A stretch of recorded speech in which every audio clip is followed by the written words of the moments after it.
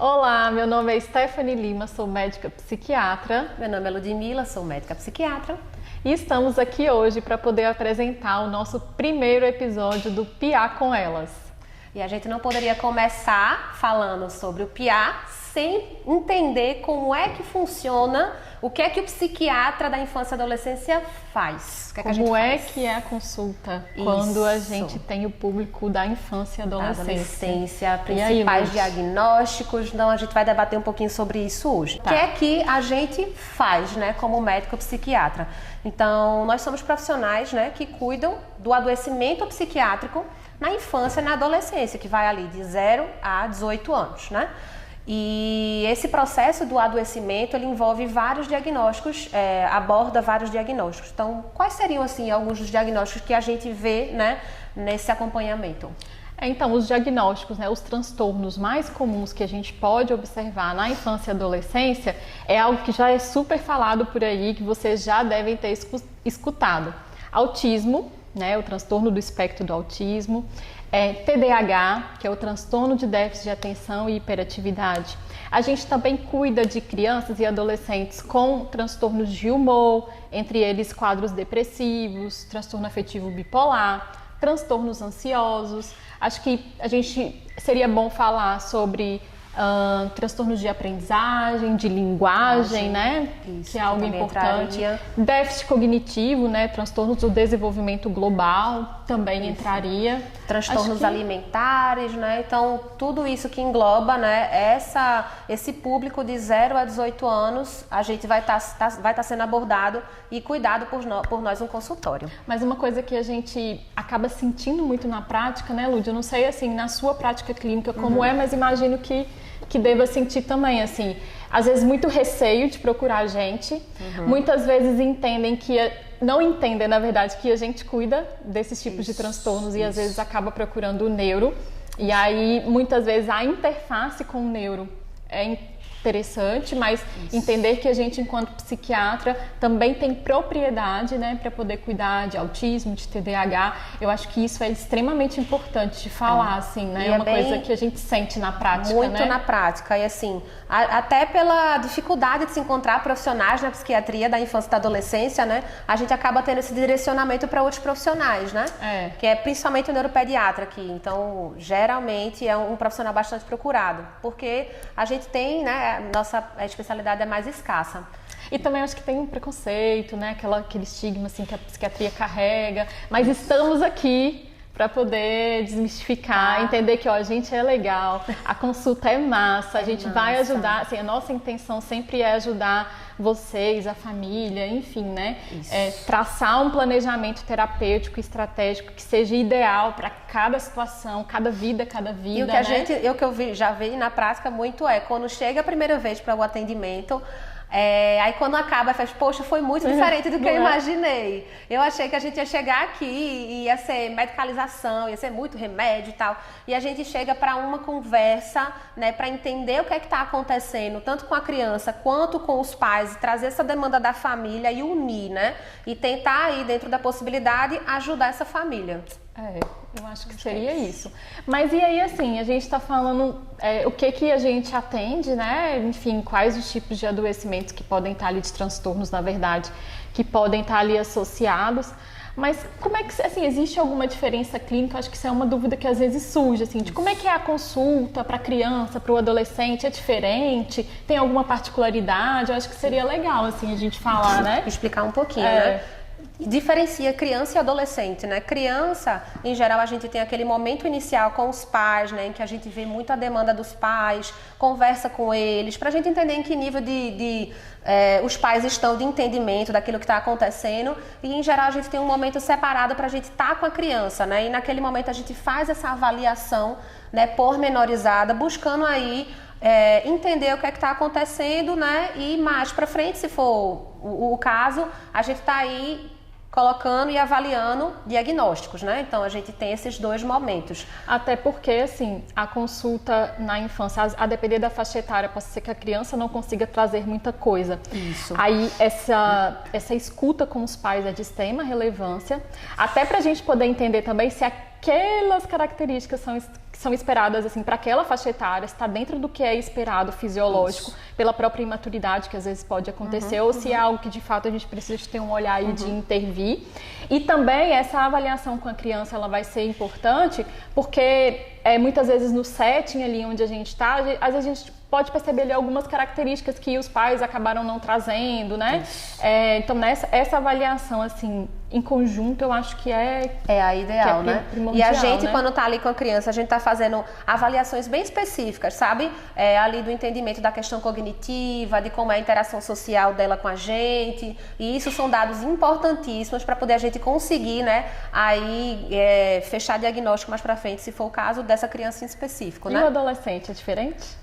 Adolescente já traz a sua própria demanda, né? Então, o adolescente ele já tem a demanda própria. Não que os pais percam a sua importância, de maneira nenhuma. Os pais são fundamentais em todo o processo.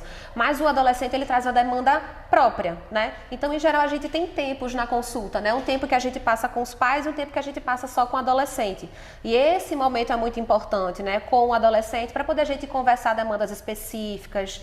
Às vezes é um momento em que o adolescente tem para poder falar sobre assuntos mais difíceis que ele não consegue falar na frente dos pais. E eu acho que validar, né, essa adolescência, esses questionamentos, essa construção de identidade que está ali aflorada, eu acho que é o mais importante. Isso. E sempre trazendo assim para eles, para a família, que existe o sigilo médico. Então, desde que ele não se coloque em risco ou coloque em risco terceiros, aquilo ali na consulta, no setting, fica entre a gente, mas caso precise, a gente vai ali trazer alguma coisa para os pais, mas sempre em comum acordo, né? Sempre o diálogo, né? Diálogo nunca demais, assim. Nunca. Né? Exato. Então, assim, para o adolescente entender que aquele momento que existe entre a gente tem aquela confidencialidade, mas a partir do momento que a gente identifica um risco, né, a gente comunica que precisa comunicar com os pais. Então, os pais também ficam tranquilos que a gente vai ter esse cuidado, né, de comunicá-los caso a gente esteja diante de uma situação mais complexa, mais difícil, que precisa a gente ter medidas mais urgentes, eu diria, né? Então, é isso. Mas aí o adolescente ficaria mais, assim, resumindo, né? O adolescente ele já vai saber trazer mais as demandas, então, o primeiro momento ali, a escuta com eles é primordial. Mas a gente entende que às vezes tem dificuldades, muitas vezes, naquela interface adolescente-família, e aí escutar essa família, acolher essa família, ver o ponto de vista dessa família também é fundamental, desde que seja tudo muito bem claro e que o sigilo esteja preservado. É isso? É isso, perfeito. Então a gente falou, o que a gente faz? Qual que é o nosso papel, a nossa função, né? Que é diagnosticar e tratar no sentido de traçar ali o plano terapêutico e as intervenções. Perfeito. Fomos ali na interface de como é que é a consulta com a criança, com o adolescente. E aí, assim, a gente chegou e falou, olha, de fato a gente percebeu que existe um transtorno de ansiedade ou que existe um autismo, um TDAH. Como é que é essa avaliação desse diagnóstico? Assim, eu acho que é uma outra dúvida bem comum, importante, né? E outra dúvida muito, muito, muito frequente que se comunica com essa em quantas consultas a gente fecha diagnóstico? É verdade. Então, doutora, meu Deus, eu preciso de quantas consultas para saber o diagnóstico do teu filho? A resposta é de milhões, né? De milhões, A gente gostaria muito de ter essa resposta na ponta da língua. De ter um marcador específico, né? Um marcador biológico. A gente não tem. Então, se fosse para responder essa pergunta, eu diria que depende. Depende do paciente, depende do quadro, né? E o mais importante para ficar bem claro aqui é que o nosso diagnóstico na psiquiatria da infância e adolescência, ele é eminentemente clínico. O que é que isso significa, né? É ali na consulta que a gente vai identificar sinais e sintomas e é através disso que a gente fecha diagnóstico. Não existe nenhum exame, né, de sangue, nem nenhum exame laboratório, nenhum exame de imagem que a gente consiga dizer, se vier com essa alteração, a gente tem esse diagnóstico. Infelizmente, na psiquiatria da infância e da adolescência, a gente não tem. Eu acho que na psiquiatria em geral, né? Não é nem só na infância e adolescência. Perfeito. Então, a gente vai fazer uma avaliação clínica e aí eu sempre falo que a consulta, ela acaba sendo um retrato. Mas as consultas, né? O acompanhamento, a gente vai conseguindo pegar esses retratos e construir um filme. E é a partir daí que a gente vai conseguir, de fato, entender o que está por trás de toda aquela história, de toda aquela demanda e muitas vezes guiar e se fazer ali um diagnóstico um pouquinho mais claro. É claro que, né, tem casos mais específicos que são muito claros que a gente possa ser que consiga numa primeira avaliação. Na primeira avaliação a gente já fechar o diagnóstico, bastante coisa. Mas é sempre importante, assim, eu sempre trago isso para os meus pacientes, mesmo que não se feche um diagnóstico, perguntem.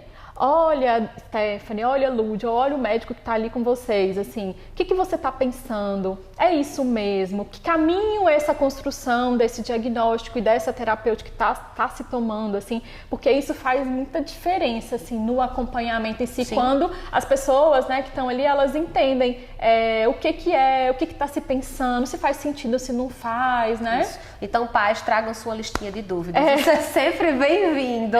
Traga a listinha de dúvidas. A gente gosta de conversar. A gente gosta de entender que passo a gente tá. Se a gente tá entendendo, né? Tá transmitindo aquela informação. Como é a nossa base. Assim, se a gente não fizer isso, se não fizerem isso, não tiver tempo para uma consulta adequada, enfim, corram porque não vai estar bom, não. Não né? vai estar legal. A gente precisa de tempo. Eu acho que é essencial, a gente precisa de tempo, né? E paciência para escutar, para conhecer, né? E daí a gente vai desvendando. É trabalhinho de detetive, né? Que a gente faz toda a consulta verdade. Com todo o paciente. Então, clínica é isso, gente. Clínico é tudo que se apresenta, é tudo que se manifesta, que a gente consegue ali perceber. Então, por isso que a historinha, ela acaba sendo primordial. Mas e aí? Não pede nem o exame, às vezes eu já recebi pacientes que já vêm com exame. Como é que a gente lida com isso? Os exames, eles são complementares, né? Eles complementam a nossa avaliação clínica. Então, tem muito exame que a gente pode precisar solicitar, a gente pode solicitar o apoio, e isso é muito frequente na nossa prática de outros profissionais. Então, a gente trabalha muito na interface de equipe multi, então, TO, fono, psicólogo, psicopedagogo. Eles são fundamentais também nesse processo de construção de diagnóstico, né? E os exames complementares, a gente tem alguns assim que são muito característicos, que sempre chegam pra gente, e a gente provavelmente vai discutir mais na frente esses exames especificadamente, como por exemplo o P300, como por exemplo o neuropsicológico, uma tomografia, uma ressonância, né? Uma ressonância, uma tomografia, exames um de imagem, eletroencefalograma. Então, assim, se eu tenho uma suspeita de algo orgânico que possa estar em conjunto de algum transtorno, por exemplo, do neurodesenvolvimento, que às vezes é muito comum vir comórbido, vir junto, né? Então, às vezes eu vou precisar de um eletroencefalograma para poder descartar que tem ali um quadro epiléptico, uma convulsão, às vezes uma ressonância de crânio para poder saber se não teve nada ali do neurodesenvolvimento, se eu tiver algo que me faça ir para esse caminho. A gente sabe que o BERA para crianças com autismo, né, que ainda não falam, é um exame que possa ser possível de se solicitar, mas nada que vá solicitar e que vai se ter o diagnóstico, pelo menos por enquanto. A gente não tem nada. É sempre aliado um com o outro, né? E isso é uma angústia muito frequente das famílias, dizer, quando é que meu filho vai fazer esse exame para a gente fechar o diagnóstico? Não é tão simples, né? Mas assim, as coisas se somam. E às vezes a gente precisa de uma, de duas, de três, de 4 consultas, e a gente vai, né, construindo essa história e chegando ali no final de talvez um diagnóstico, e a gente dá esse encaminhamento aí da terapêutica do tratamento, né?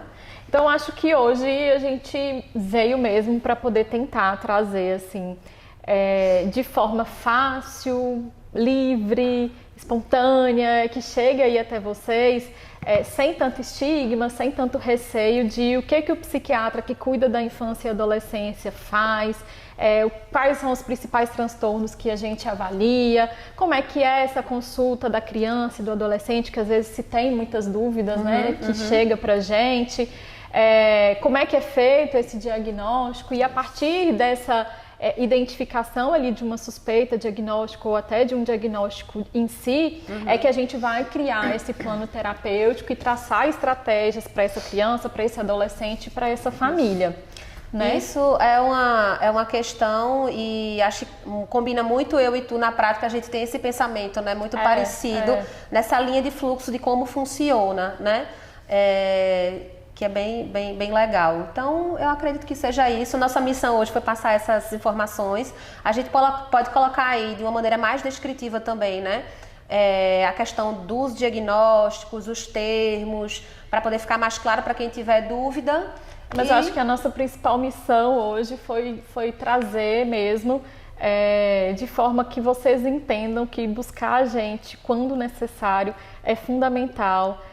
Fazer as intervenções quando necessário, proporcionar qualidade de vida aí para essa criança e para a gente ter adultos aí, pensando em adultos mais saudáveis, né? Perfeito. E aí vocês vão ver que o nosso objetivo aqui sempre vai ser trazer, às vezes, temáticas que são difíceis de serem faladas, né? Que causam resistência, mas de uma forma mais leve possível. Acho que quem é paciente da gente, se quiser ir comentar e dizer como foi a experiência, se é tudo isso mesmo, acho que é super válido, porque quanto mais informação aí de qualidade, né? Que faça sentido e que traga coisas boas pra gente, pra nossa saúde mental, eu acho que é fundamental. Né? Então, se tiverem dúvidas, vão se comunicando com a gente sempre está nesse processo de acessibilidade. A gente está começando, mas vai sair. Mas vai sair, com certeza.